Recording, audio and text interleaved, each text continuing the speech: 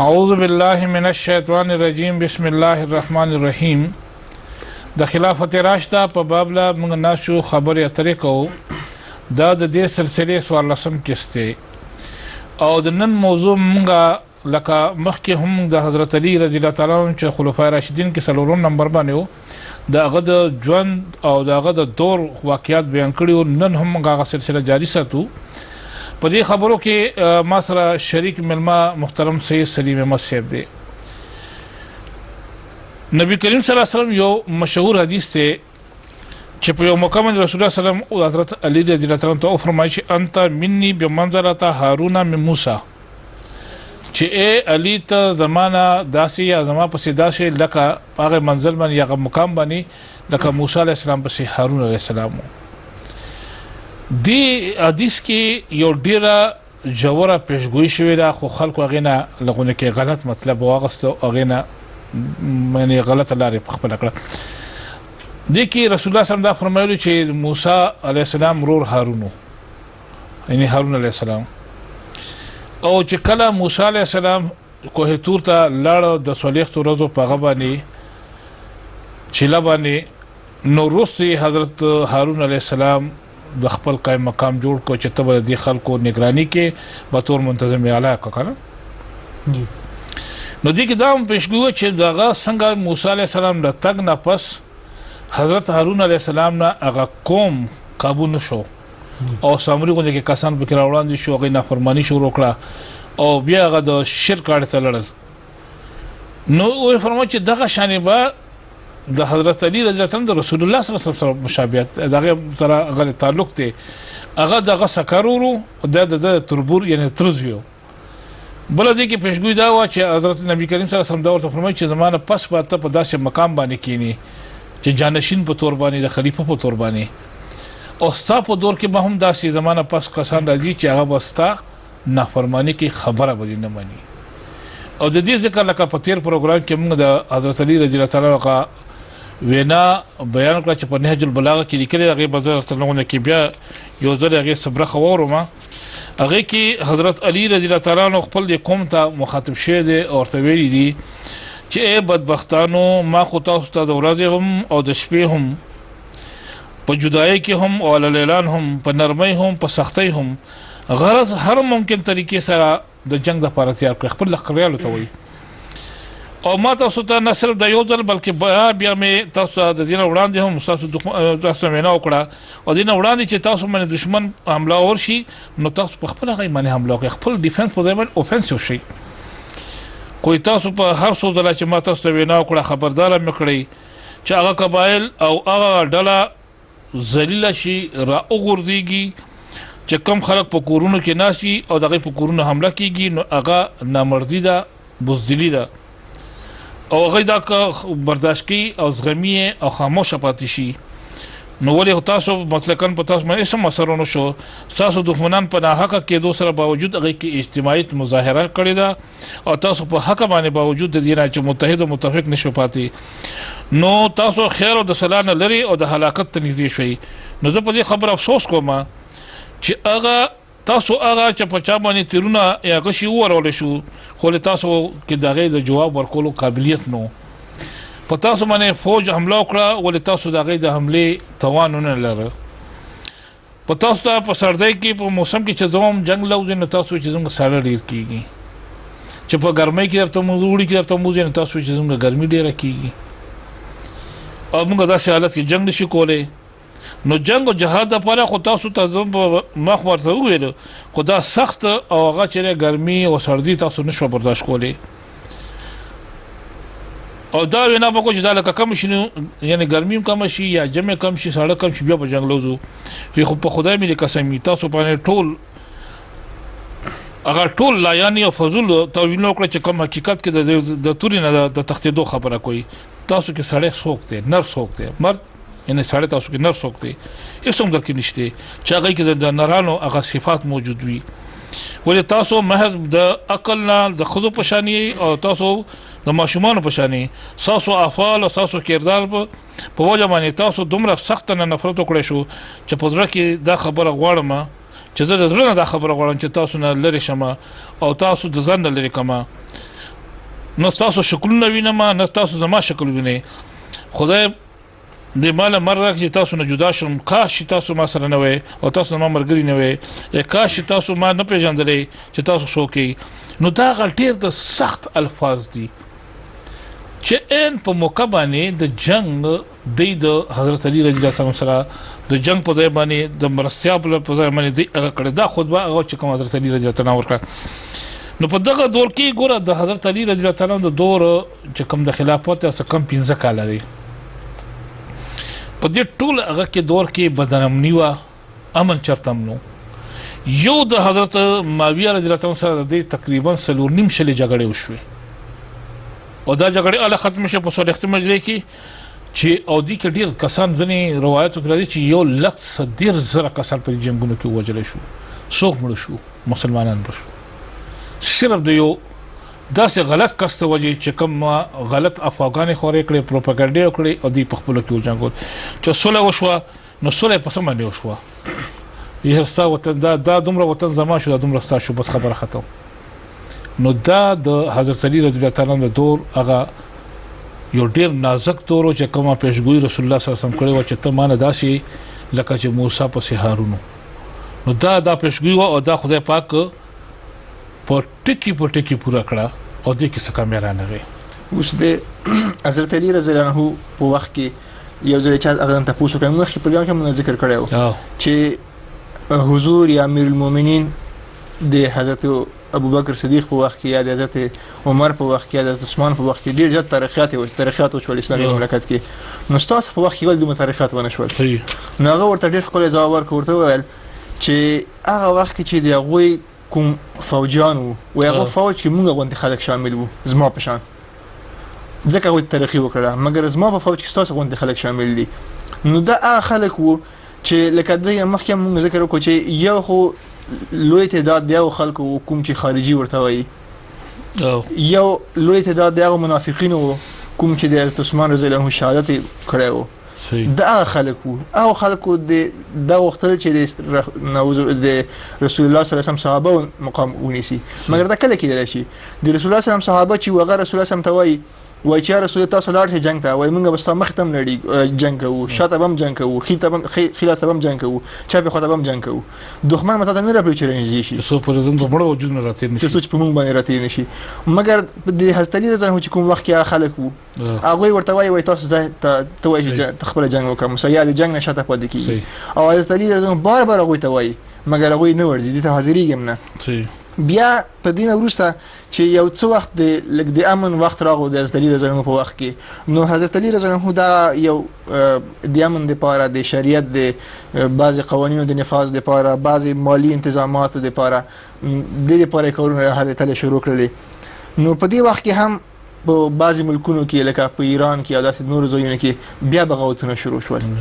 او دغه بغاوتونه و چې یو ځل شول چې د خارجيان یو کس په نوم د ابن ملجم پونو هغه د بلکې درې کسان وو چې درې کسانو دغه تای کړی و د خارجانو نه چې یو ویلی و چې زه د خارجانو یو مشوره وکړه چې لومړنی کس چې زموږ دښمن د حضرت امیر معاویه دی رضی الله عنه هغه باید قتل کو دویم کس چې د حضرت علي رضی الله عنه دی په دې وخت کې یو خارجي شو ویل و چې یو بل کس هم دغه عمر بن عاص دی و دغه درې کسان که موږ ختم کو نو موږ ته وایي چې لکه موږ آزاد شو بالکل نو په دې کې دا بدبخت ابن ملجم چې ودی دا هغه وکړه وای پیشکش وکړو وای زه د طریق قتل ز په غاړه اخلم نو په دې وخت کې هغه چراغو په دې وخت کې از دلیل نه چې هغه کوم دار الخلافه چې وو هغه هم کوفه انتقال کړي و مدینه نه تللی او بعضی مسلمانانو پته نو آلتم دوی پرې نه خدلو چې یو ځل لمونځ ته وته سهار وخت کې نو په دې وخت کې از دلیل نه چې هغه به بعضی خلک المنځ لپاره را پاتول نو په دې وخت کې هغه بدبخت حمله وکړه او وای چې سر ته په توره باندې وهله او درې ورځې پس چې هغه از دلیل نه چې و شهید شو هغه توره چې یا پرشکو دا چې نو په کې دغه سکه چې وکنه په هغه زهر لګولیو جی نو د توري د زخم خو بنو وفات شي خو زهر دومره تیزو چې راغی د اثر نه حضرت علي رضی الله عنه شهید شو نو دا یو بل دغه واقعیا په 15 یا 14 د هغه د رژیم میاشتو په دې وخت کې وشو په 40 هجری کې دغه واقعیا وشو نو حضرت علي رضی الله عنه چې هغه د څلور او کال او تر میاشتې خلافت نه ورسته شهید کړی شو او دغه نه ورسته چې کوم لکه د دې کوم مواقف چې حضرت علي هم شهید شو، حضرت عثمان هغه مخکې شهید شو، نو دی لکه مخکې تام ذکر وکړو چې دې سزا چې خدای تعالی د خلکو ته ورکړه هغه دینه پته لګي چې په هغه وخت کې په همدې د حضرت علي په څلورو کلونو کې تقریبا 1,10,000 کسان پکې دې کې مړ شول. دا لکه د یو سزا په شکل چې خدای تعالی دوی ته ورکړه. صحیح. همدارنګه د حضرت علي د کوم سیاسي ژوند چې و دین علاوه د کوم بل د کوم یو زیاتی ژوند چې و د کوم خپل سیرت او د کوم خپل کردار و هغه ټول توازی د چې حضرت علي رضی الله عنه چون د ورکتوب نه د ماشومتوب نه دغه کوم ژوند چې و دغه د رسول کریم صلی الله علیه وسلم تیر شوی و دغه پویا او دغه علم چې و دغه تقوا چې و دغه نیکی چې و هغه ته ټول احترام درلودلو. یو خدا و چې د رسول کریم صلی الله علیه وسلم دغه تربیت کړی و، بل د رسول کریم صلی الله علیه وسلم ترزو و، د رسول کریم صلی الله علیه وسلم د لور سره دغه نکاح شوی و. د ټول هغه وجوهات چې دی وجنه خدای تعالی باندې ډیر زیات فضل و او په زیاتو دینی مسایلو کې شرعي مسایلو کې حضرت عائشہ د بزرګي او د علمیت قانې و. همدارنګه حضرت عمر په وخت کې موږ ذکر وکړو چې حضرت عمر رضی الله عنه هم دغه د خط په ذریعه هم تاسو نه کول بعضی مسایلو کې شرعي مسایلو کې او هغه بلکې د حضرت علي رضی الله عنه مشورې نه بغیر به کار نه کولو. کله به هغه مشوره ورکړل نو هغه ورسته به کار کولو.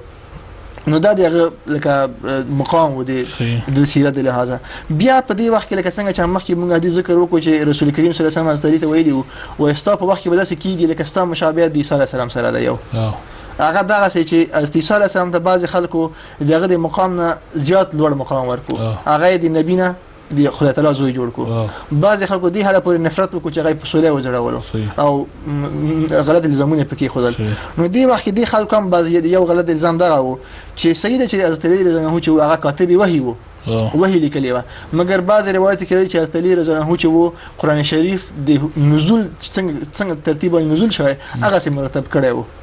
حالانکه دا بالکل غلط خبره ده. کچې دغه سم ممکنه وای نو هغه ورسته هیڅ دې اثر نه پیدا کیږي. نه دغه زوی دا کار کړی چې هغه راوستي چې دغه حضرت علي رضی الله قران شریف لیکلی ده نزول تحت او نه ورسته هغه کومه چې دا کار کړی ده. نو دغه څه پیشګویی نشته شوله چې عیسی علیه السلام سره مشابهت او بې ځای هغه تعریفونه لري. مطلب چې ځنې خلک دومره په تعریف کې لړ چې د خدای مقام ولور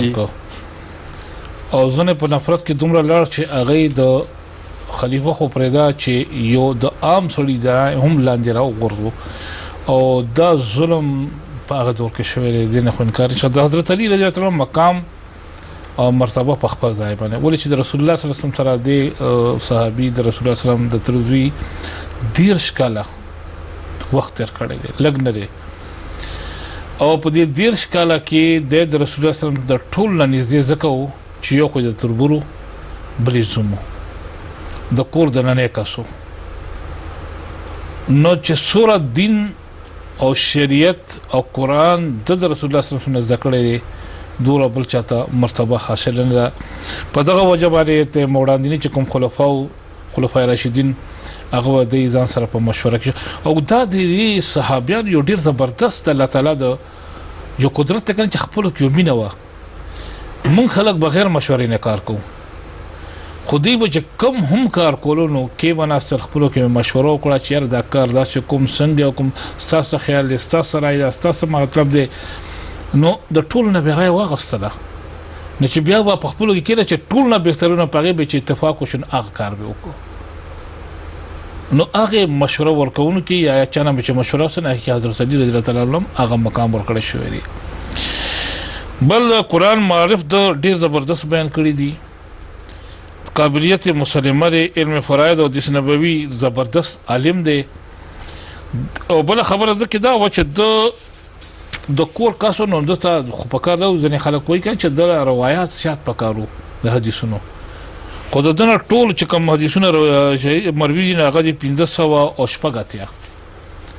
او دغه وجه سوا انتهایی محتاط کسان د خلفای راشدین دی ډیر د احتیاط نه کار غستلې چیرې سبا څوک داسې غلطه خبره نعوذ بالله مونږ په ذریعہ من رسول الله صلی الله علیه وسلم ته منسوبه نه کی نو په دې وجبانی د انتهایی کم حدیثونه بیان کړی دله الله تعالی یو بل فضیلت هم ورکړ چې د ډیر زیرک انسان او مقدمه ورته وړاندې رااله نه فټافټ فیصله کوله دا او رسول الله صلی الله علیه وسلم چې اتقوا فراسه المؤمن فانه ينظر بنور الله چې د مؤمن د فراست نه ویریږي ولې چې الله تعالی د نور په ذریعہ باندې ګوري نو د بزنه داسې واقعیا چې مخې درال نو داسې ضربه فیصله وکړه چې خلک ورته حیران شو دا هم ګوره دا هر څړي کې دا طاقت یا قوانین دا الله تعالی چې چاله ورکوم پاغه کې موجود وي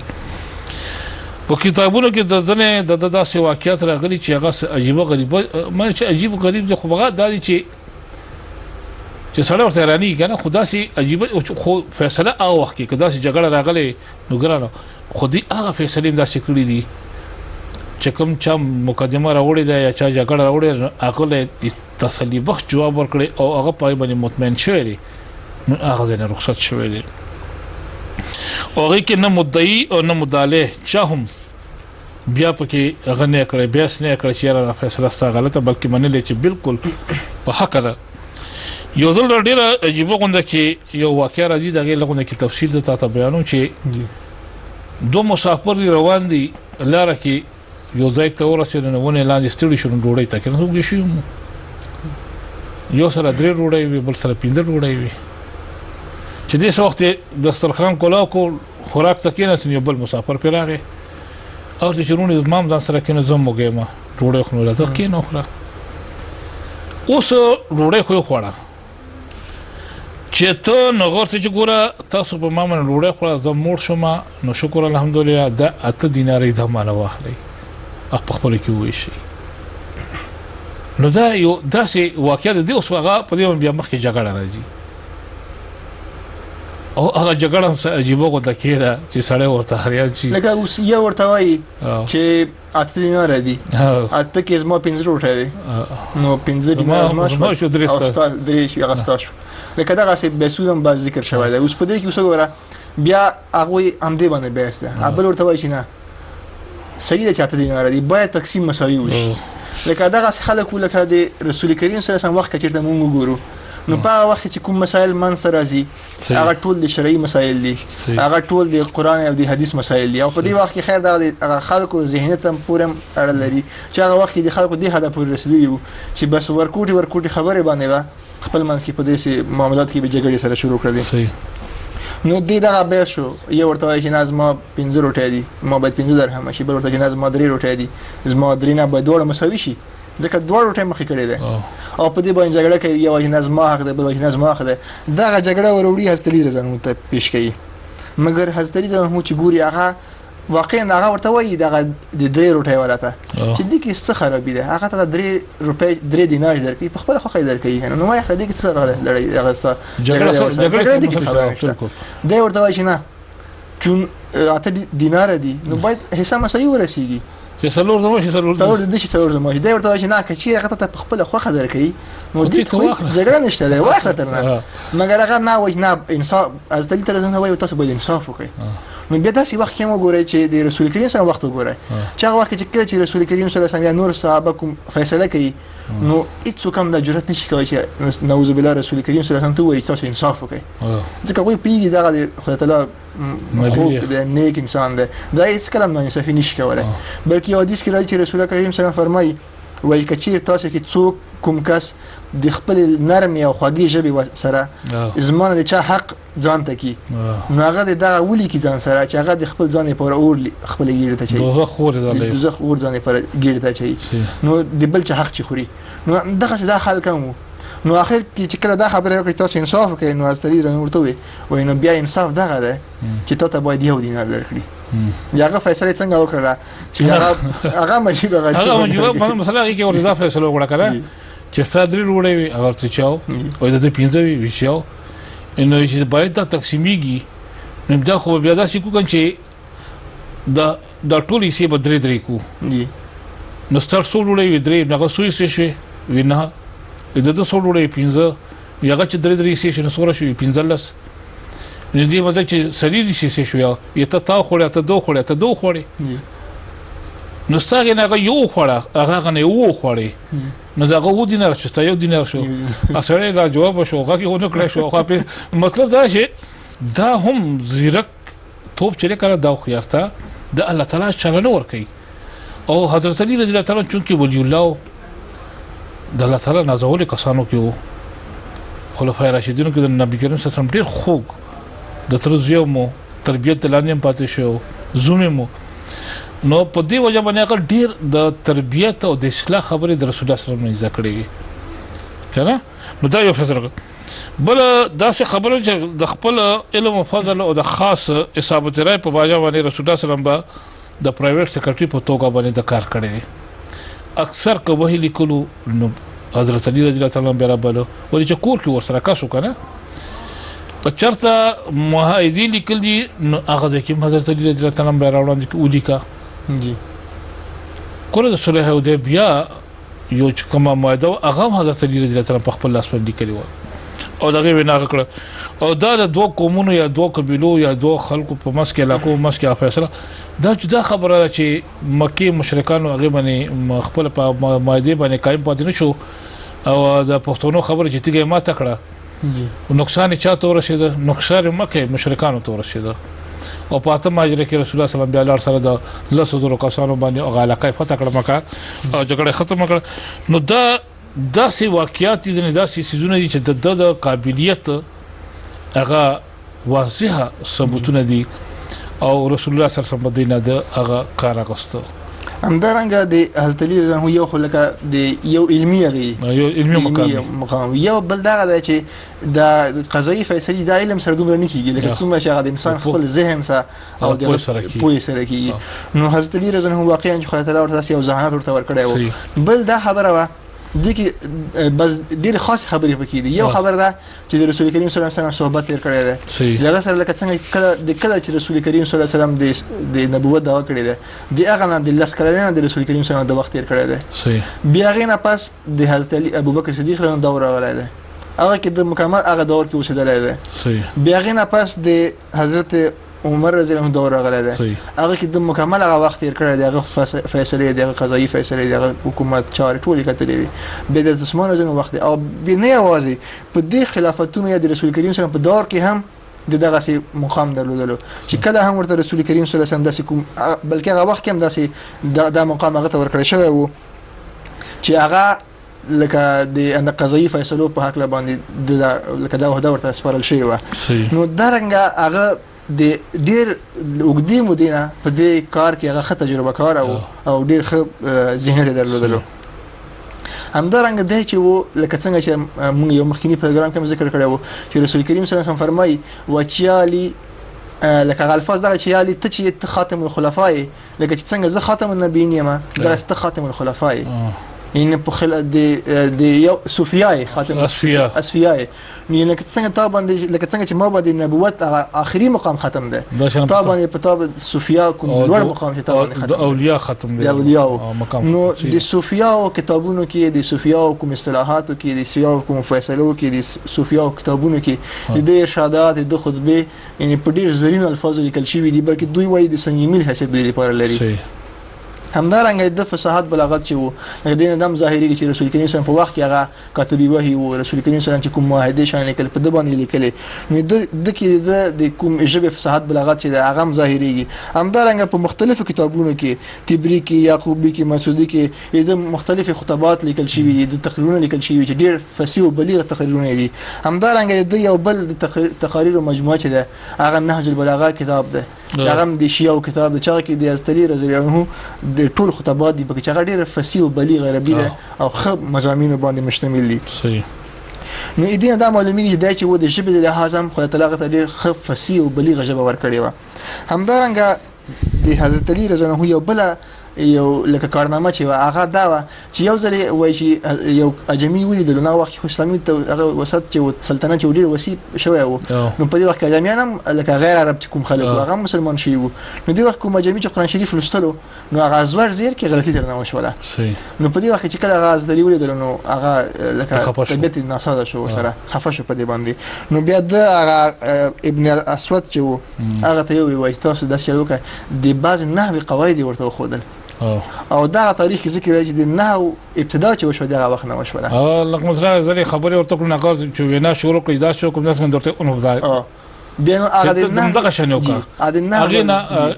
نه بنیاد کې خو دې شو هغه بعض قواعد ابتدایي قواعد ورته خودل تر څو چې وایي چې هغه غیر عرب خلک چې کوم دي هغه د قرآن شریف زوړ زیر کې غلطي ونه کړي نو دا هغه د نه حکم هغه چې د بنیاد شو یا بانی ورته دا هم حضرت علی رضی الله عنه دغه کې بانی لکه حضرت علی رضی الله صحیح نو د حضرت علی رضی الله عنه مقام چې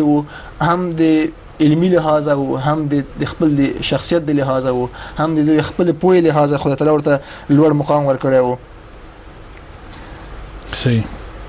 نو د حضرت علی رضی الله تعالی عنہ په دور کې یو واقعه داسې وشوه چې د حضرت علی رضی الله تعالی عنہ یو مرګره خوږ مرګره فرار اسدی دی هغه د حضرت معاویه څخه راغی نو هغه په باره کې هغه دغه نه د اوصاف ته دا د جګړې چې کنه دا داسې جګړې دی چې لکه دښمنۍ نه جګړې وي چې هغه راغی د غلط فهمۍ باندې جنګونه کېږي په مرګرو کې په کور کې کېږي دا خبره نه ده راغی او د سره کېناست نو د ورته تپوس کو چې د حضرت علی رضی الله تعالی په باره کې چې هغه اوصاف څخه خبرې ماته وکړه نو د ډیر وزرو کو چیرې ضرورت نشته په وړه کې پیدا او چیرې د خپل دښمنان د مطلب د سره چې د منه تاسو نه کوي خیر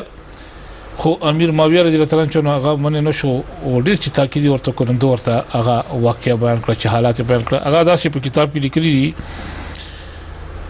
چې امیر المؤمنین هغه ډیر د اوچته عزم او مالک ته او ډیر د قوي اراده انسانو ډیر په سوچ به کولو ډیر غور به کولو چې په کومه خبره به قائم شو بیا به هغه نه ورسته کېدلو یعنی چې کومه خبره اراده به کړی دا داسې کو نو بیا کلک پای ولاړو هغه مشاته کېدنه خو هغه په لار کې چې سوره بم ګرانی را پیښ شي داغه کلام بلومون ډیر مختصر بلې جامع ولی هغه یو لفظ بغیر د سوچ او د پوهه نه کړي داغه فیصله ډیر عادلانه او ډیر عقلانه بوي مقدمه فیصله کولو کې هغه نو په چا باندې ظلم کړو ان د هغه هر خبره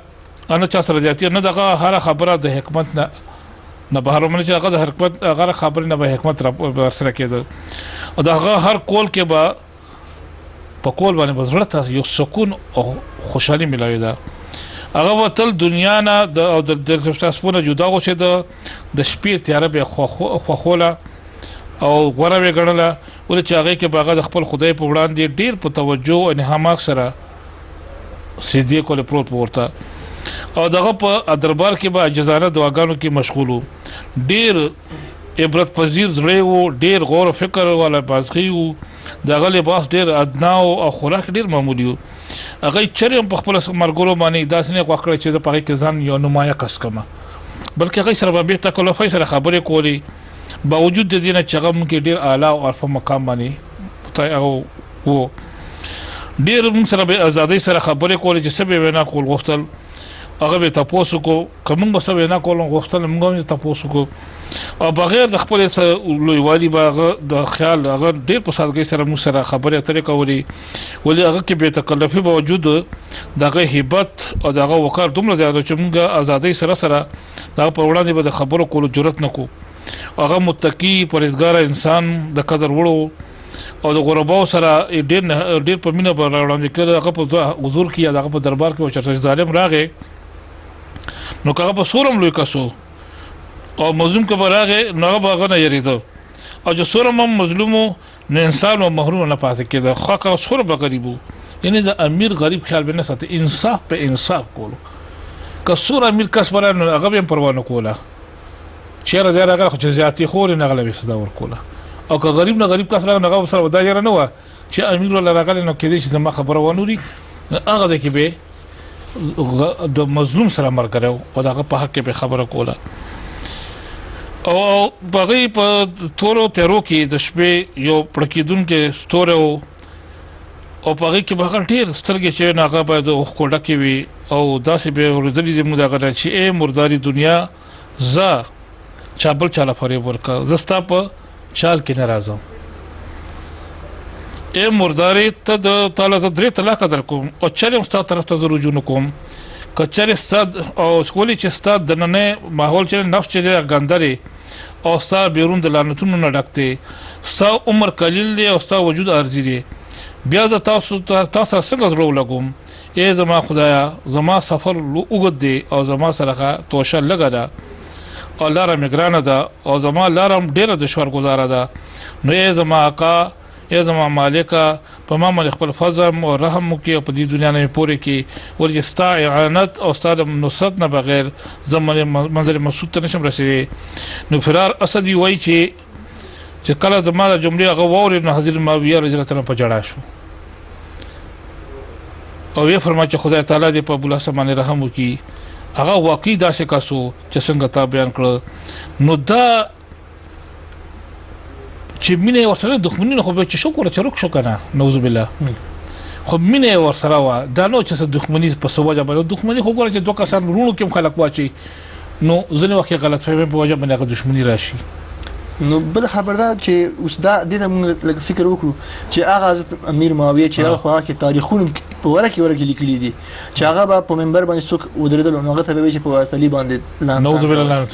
لعنتونه کوي دا ټول هغه افواګانې دي او دا خبره به کولای وای چې امیر معاویه چې د واسطلي دی وینو تګی دی حالانکه دوی په منځ کې کوم اختلاف و هغه هیڅ اختلاف نه هغه د دې منافقینو بعضی منسوبې وي چې دوی اچولې وي هغه په وجه دوی د اختلاف کړو مثال یو دا و چې مثال د عثمان رضی الله عنه کوم قاتلین چې دي هغه مترافق حالانکه په دې کې هم هغه امیر المؤمنین ولکه دا کوم فتنه کوم هغه چې دا ټول د منافقینو کار و په دې کې دوی خپل منځ کې هیڅ نه دښمنی نه درلودله هیڅ نه دوی یو بل سره کینه نه درلوده همدارنګه یو بل د علي رضی الله عنه بل یو هغه چې دښمن چې بیانوي هغه عائشه بیانوي رضی الله عنها وای دا د اصلي لوی دښمنه وه حالانکه چې دا هیڅ امکان لري د کوم تاریخ چې کوم هغه صحیح مستند حوالې دي هغه داسې بیانوي و چې یو ځل اوس مثال جنگ جمل په وخت کې چې دا لومړنی جنگ و چې د حضرت عایشه او د حضرت علي رضی الله عنه ترمنځ وشو په دې جنگ کې وای کوم ځای کې چې بصره کې وای هغه وخت کې حضرت علي عملته نو هلته حضرت عایشه چې قیام وکړو نو په دې وخت کې حضرت علي رحمه الله غوښتل چې زه د عایشې سره لیدل غواړم کله چې ورغلو نو په دې وخت کې حضرت عایشه رضی الله عنها د هغه دوه کسانو لکه هغه علاج کولو مرهم پټۍ پیږولې کوم چې د حضرت علي سره په جنگ کې په مقابله کې جنگ کې هغه زخمي شوي وو نو حضرت علي رضی الله عنه د حضرت عایشې د احترام وجنه هغه ته څه ونه ویل حالانکه د خپو چې دا خلک دي چې کوم ما سره په مقابله کې ولاړو او حضرت علي رضی الله عنه امیر المؤمنین او خلیفہ د وخت او خو قدرت درلودل چې هغه باندې حمله وکړي هغه دوړ ختم کړي مګر د حضرت عایشې د احترام وجنه هغه څه ونه ویل او یو څو مدالته کینو څه خبرې وشو کې بیرته راغو نو په دې وخت کله چې بیرته راتلو په دې وخت کې یو څو کسان و چې په ډېر جګه واسره بعضې کلمات استعمال کړل د عایشې رضی الله عنها د خلاف استعمال کړل نو کله چې دا خبره هغه ورته نو چا ورته ویل رضی الله عنه وای دا کسان دي د عایشې خلاف خبرې کوي نغه ورته وای چې فورا کسان راونیسي نغه چې کله راونی ول نغه غواهان ته پوښتنه وکړو ا غواهان هم غواهی ورکړي چې واقعا د خلکو د عایشې رضی الله عنها د مقام خلاف خبرې وکړي او بعض الزامونه ولګول چې هغه د عایشې د مقام رغورځون کیو نو په دې وخت کې استلیج رحمه فورا حکم وکړو وای دا کسان خو دوړه وای ختم کړي سره قلم کړي نو په دې وخت کې به بعض خلکو ورته چې حضور داخو لکه دې سخت سزا ده نو هغه به ورته چې خزا هغه کوي لکه سلسله کوړي هغه نو دا د هغوی تعلق خپل منفي د کله کې خپل منفي سره دښمنان مداخله صحیح ګوره بیا د دې غزم د واقعیت نه پس چې ګوره کنه حضرت عایشه رضی الله عنها د بصرې نه چې کله مکه معظمې ته روانېږي نو حضرت علي رضی الله عنه عبد الله بن جعفر ورسره ته وینا کړه چې د هغه علاقې مشرو چې 12000 درهم ولا ورکا نو هغه ولا 50000 ورکړل په دې باندې حضرت علي رضی الله عنه خوګانی ځانه د خوشحالي اظهار کړی ولې چې یو غاړه ته د تر د دوی خزا وروندار او بلې غاړه ته خواخي و ولې چې ام المؤمنین او د نبی کریم صلی الله علیه وسلم نو احترام به ورته قیمتي تحفه وړاندې کړی او بیا غینه پس وای چې کله د ترنو دا سره په خپل هم او د دې امام حسن رضی الله عنه هغه مرسل تر میلیونو لاړ بیا د هغه د ادب د لپاره د سړو لخر ورسره نه لګل د حفاظت لپاره د ګارډز په تور باندې هغه ورسره زنانه او په هغه کې راځي روایتو کې چې دا تقریبا صلیخت خدیوي چې دای ورسره کړ چې د دې د هغه لپاره حفاظت لپاره ورسره سفر وکړي نو د دینه اندازه کې دي چې دا دښمنی داسې خلک کوي دا خو دښمنی نه ده دا خو مینه ده خو د غلط فهمو په وجه باندې ځنې هغه شو بیا حضرت عائشہ رضی الله تعالی عنها چاته پوښتنه کو چې ستا په ټولو کې خو کستا ته څوک دی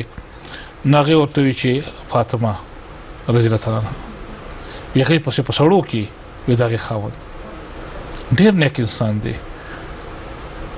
خو خبره داره چې موږ هغه مې زوم دی زه خواخې ما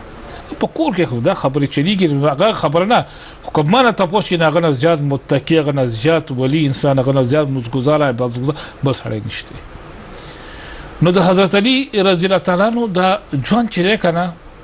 چې کوم خلکو ورغی په مس کې جنگولي هغه ظلم کړی دی په اسلام هم ظلم کړی دی او په خلفای هم ظلم کړی دی نن کدا جګړه په هغه زمانہ کې نه وی شوی نن به اسلام په غونډه دنیا کې خورو نن به یو عرب نو دا په عربونو کسانو خو دې خلکو په هغه دور کې او بیا هغه دور کې دومره دی لغه چې نن هم شیطانان کسان را پاشي نو هغه له یو غلط رنگ ور کوي او د اسلام پوری ټوکی ټکاله کوي خاندي اور پوری چې دا دی اسلام دی نو دې خلکو چې کومه زمانہ کې منافقونو ډیر غټ اسلام نه نقصان ور کړی کدا خبره نن با نو حضرت علی رضی الله تعالی عنہ یو ولی انسانو نیک انسانو د الله تعالی ته ډیر نږدې انسانو د رسول الله صلی الله علیه وسلم ډیر خوښو نو موږ هم دا دعا کو چې الله تعالی دې ټول له دا توفیق راکړي چې موږ هم او زموږ راتلونکي نسلوم دغه په شان نیکان متقیان پرهیزګار شي او الله تعالی ته ورنږدې شي الله دې هم دا وکړي زه په اخر کې د محترم سید سلیم احمد صاحب شکرګزار یم چې ما سره په دې خبرو اترو کې شریک شو الله تعالی دې ولادي بهترین جزا ورکړي اللهم صل علی سیدنا مولانا محمد وبارک وسلم انك حمید مجید